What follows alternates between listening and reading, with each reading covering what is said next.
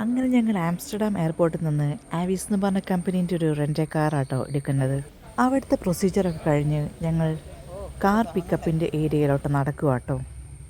ഏകദേശം 1 കിലോമീറ്ററോളം നടക്കാനുണ്ട്. അത് മുഴുവൻ ഇതിൽ ഇൻക്ലൂഡ് ചെയ്യിക്കാൻ പറ്റാത്തതുകൊണ്ട് മെയിനായിട്ടുള്ള പാർട്സ് മാത്രമേ ഞാൻ ഇൻക്ലൂഡ് ചെയ്തിട്ടുള്ളൂ.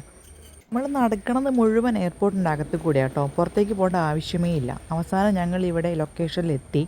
ഇനിയിപ്പോൾ നമ്മുടെ ആവിസ് എന്ന് പറഞ്ഞ ഗ്രൂപ്പിൻ്റെ അടുത്തോട്ട് പോകണം. അതിരിക്കണത് ഒരു എൻഡിലാണ്. അവിടെ എത്തിയപ്പം കാറിൻ്റെ കീ വാങ്ങാൻ കുറേ വലിയ ക്യൂ ഉണ്ടായിരുന്നു കേട്ടോ.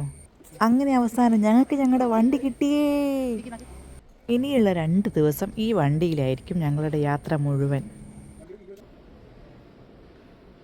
ബെൻസിൻ്റെ വണ്ടി ആയതുകൊണ്ട് ഇൻറ്റീരിയറിനെ പറ്റി പ്രത്യേകിച്ച് പറയേണ്ട ആവശ്യമൊന്നുമില്ല. മൂൺ റൂഫും അടിപൊളി ടച്ച് സ്ക്രീനും കാര്യങ്ങളും ഒക്കെ അടിപൊളി സെറ്റപ്പായിരുന്നു. ഇനിയിപ്പോൾ ഞങ്ങൾ പോകാൻ പോണത് ആംസ്റ്റർഡാം കറങ്ങാനല്ല, നേരെ ഞങ്ങൾ പോണത് ബെൽജിയത്തിലോട്ടാണ്. ബെൽജിയത്തിൻ്റെ ക്യാപിറ്റലായ ബ്രസൽസിലോട്ട്. ഇവിടുന്ന് 2 മണിക്കൂർ ട്രാവൽ ചെയ്താൽ നമുക്ക് ബ്രസൽസ് എത്താൻ പറ്റും. പിന്നെ ഒന്നും നോക്കിയില്ല, മോർണിംഗ് 10 മണിക്ക് സ്റ്റാർട്ട് ചെയ്തു. നമ്മൾ ഒരു 12:30-1 മണിയൊക്കെ ആകുമ്പോഴത്തേക്കും ബ്രസൽസ് എത്തി. പോണ വഴിയൊക്കെ അടിപൊളിയാട്ടോ.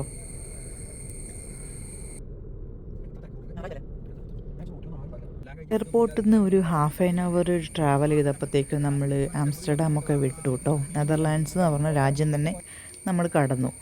പിന്നെ നമ്മൾ എത്തുന്നത് ബെൽജിയത്തിലോട്ടാണ്.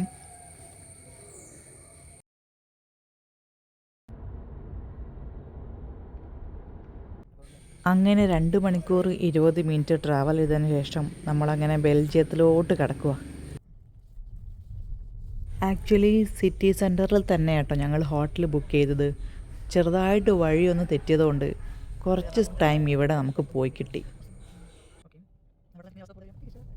ഇവിടെ കാണുന്ന ചില റോഡുകൾ 1 വേ 2 വേ ഒക്കെ കേട്ടോ. ഗൂഗിൾ മാപ്പിൽ നമുക്ക് അതുമാത്രം അറിയാൻ പറ്റില്ല. അതുകൊണ്ട് കുറച്ചധികം ബുദ്ധിമുട്ടുണ്ടായി. അവസാനം അങ്ങനെ ഞങ്ങൾ ഹോട്ടലിൽ എത്തി കേട്ടോ. ചെക്കിനൊക്കെ ചെയ്ത് കഴിഞ്ഞു. 2 മണിയായി. അപ്പോൾ തന്നെ ഞാൻ പറഞ്ഞു ഇനി ഒട്ടും വൈകിക്കേണ്ട, നമുക്ക് പുറത്തോട്ട് ഇറങ്ങാമെന്ന്. ജസ്റ്റ് ഒന്ന് ഫ്രഷായി അപ്പോൾ തന്നെ ഊബർ ബുക്ക് ചെയ്തു പുറത്തോട്ട് ഇറങ്ങി. കാറെടുത്ത് പോയി കഴിഞ്ഞാൽ പാർക്കിംഗ് കിട്ടില്ല, അതുകൊണ്ടാട്ടോ ഞങ്ങൾ ഊബർ ബുക്ക് ചെയ്തത്. ഞങ്ങളിപ്പം പോണത് ബ്രസൽസിലെ ഫേമസ് ആയ ഗ്രാൻഡ് പ്ലേസിലോട്ടാണ്. സഞ്ചാരത്തിലെ ഒരു എപ്പിസോഡിൽ സന്തോഷ് ജോർജ് കുളങ്ങര സാർ ഇത് പറയണത് ഞാൻ കണ്ടിട്ടുണ്ടായിരുന്നു. ഇതിനെപ്പറ്റി വിശദീകരിക്കുന്നത് അന്ന് മുതൽ ഞാൻ ആഗ്രഹിച്ചായിരുന്നു ഇവിടെ ഒന്ന് വരണമെന്ന്. ഇതാണ് ബ്രസൽസിലെ ഗ്രാൻഡ് പ്ലേസ്.